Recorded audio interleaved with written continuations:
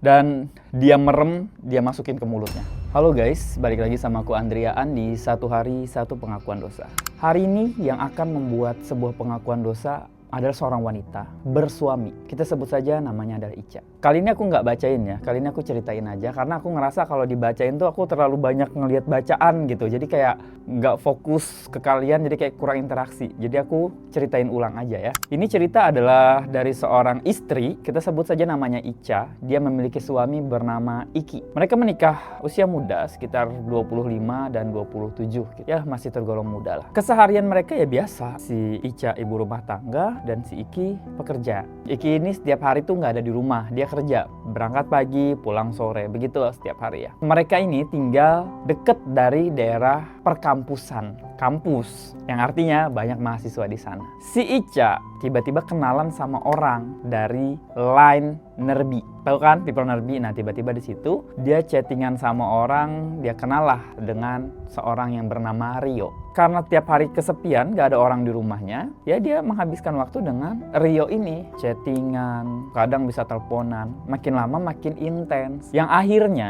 si Ica ini ngerasa nyaman dan penasaran pengen ketemu sama Rio. Dan Rio ini ternyata dia mahasiswa dari kampus yang deket dari tempat tinggal mereka. Otomatis bisa dong ketemu deket lah gitu. Pertama ketemuan mereka di luar. Oke, udah ketemu, ternyata Rio itu sosok yang cakep banget. Si Ica bener-bener gak bisa nahan diri ngeliat, anjrit ternyata Rio cakep banget aslinya gitu. Emang di foto udah cakep, makanya dia tertarik untuk nge-add kan. Ternyata di luar ekspektasi, aslinya lebih cakep lagi. Si Rio ini ternyata orang Manado, dia perantau. Wah, tahu sendiri kan orang Manado tuh kalau udah cakepnya gila gitu, cakepnya orang Manado. Udah tuh mereka makin intens. Si Iki nggak pernah tahu hubungan mereka. Sampai suatu hari, si Ica dan Rio ini makin hari makin akrab. Dan si Ica mengundang Rio ke rumahnya. Paham lah ya terjadi apa. Jadi si Ica ini melakukan hubungan terlarang dengan Rio. Dia melakukannya di rumah. Dan itu berlangsung cukup lama tuh. Sampai suatu ketika. Iki ini kan kerja terus ya. Pagi kerja, pulang sore, mungkin agak malam juga pulang. Tiba-tiba ada suatu hari, Iki pulang ke rumah. Pulang ke rumah siang-siang. Karena ternyata Iki ini mau ada tugas ke luar kota. Tapi dia disuruh mempersiapkan diri dulu, berangkatnya sore gitu. Tiba-tiba Iki pulang tanpa ngabarin. Sampai masuk di dalam, Iki ngeliat tanda-tanda ada orang nih di rumah. Tanda-tandanya lagi ada cowok. Wah, Iki udah meradang nih. Tapi dia tahan gitu. Pengen kayak ngelabrak gitu. Sampai dia masuk ke dalam, dia lihat rumah sepi nih rumah. Dia dengar ada orang ngobrol di dalam kamar. Langsung didobrak sama Iki. Jeder masuk, kaget dia ngeliat istrinya dan cowok itu di atas kasur.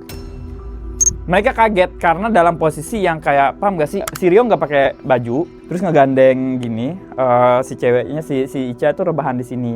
Dan istrinya rambut ya kelihatan lah kayak mereka habis ngelakuin apa gitu. Tiba-tiba pintu didobrak sama Iki. Wah langsung kaget dong, kelimpungan gitu. Dan di situ Iki sudah bener-bener marah yang luar biasa. Wah dia teriak, dia tunjuk itu muka si Rio. Rio udah bener-bener panas dingin. Dan disinilah si Ica melakukan dosa terbesarnya. Kalau kalian kira Ica dan Rio sudah melakukan dosa besar, ada satu dosa yang lebih besar lagi yang dilakukan Ica. Ica langsung ngomong gini, Mas, kok udah pulang? Ini kenalin teman aku Rio dengan gelagapan. Wah lakinya masih marah tuh si Iki. Wah marah. Paling lu selingkuh lo gini-gini pokoknya. Enggak. Itu udah mau digebuk kan, mau dibogem sama dia. Si Iki udah negang lehernya Rio. Situ langsung, Mas jangan marah. Dia ini boti mas, temen aku. Dia ini boti, temen aku. Kita nggak ada hubungan apa-apa. Ya elah dia nggak nafsu sama cewek mas gitu. Kita tadi habis belanja bareng ini coba-coba baju cewek kata dia gitu. Makanya kita nggak pakai ini dan ngapain aku malu juga lagian dia boti katanya gitu. Di situ Iki bener-bener marah banget. Dia ambil kepala Rio, dia tarik ke bawah. Nih buktiin kalau bener lu boti. Tiba-tiba Iki bilang gitu. Dan Iki lepas celana Iki. Dia suruh apa? Hisep barangnya dia. Tuh kan kata dia. Wah di situ Iki makin marah.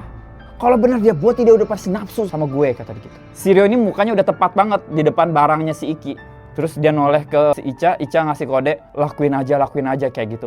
Di situ Rio bener-bener ketakutan dan ya udah akhirnya dia cuma nurut. Pelan-pelan dia pegang punya Iki dan dia merem, dia masukin ke mulutnya. Tahu apa yang terjadi? Dikeplak sama Iki. Iki bener-bener marah di situ. Bener kan kata gue, lu bukan Boti katanya. Si Ica ngebela lagi di situ. Dia takut, Mas jangan kasar, jangan marah-marah dulu. Jadi dia ketakutan kalau Mas kayak gitu katanya. Coba Mas lembut. Akhirnya si Iki diem, dia ngebiarin. Akhirnya Iki bilang, oke, buktiin sekarang, gue tungguin. Gue lihat, kalau lu sampai muntah, kalau lu sampai jijik, berarti bener, lu bukan Boti. Rio bener-bener merem dan dia berusaha melakukan yang terbaik seperti yang dilakukan oleh si Ica dan mungkin juga seperti yang dilakukan di film-film dewasa yang dia tonton. Dia berusaha membuktikan bahwa dia Boti. Dan di situ ternyata barangnya Iki bangun, emosinya Iki mulai menurun karena ternyata barang Iki tiba-tiba bangun gitu.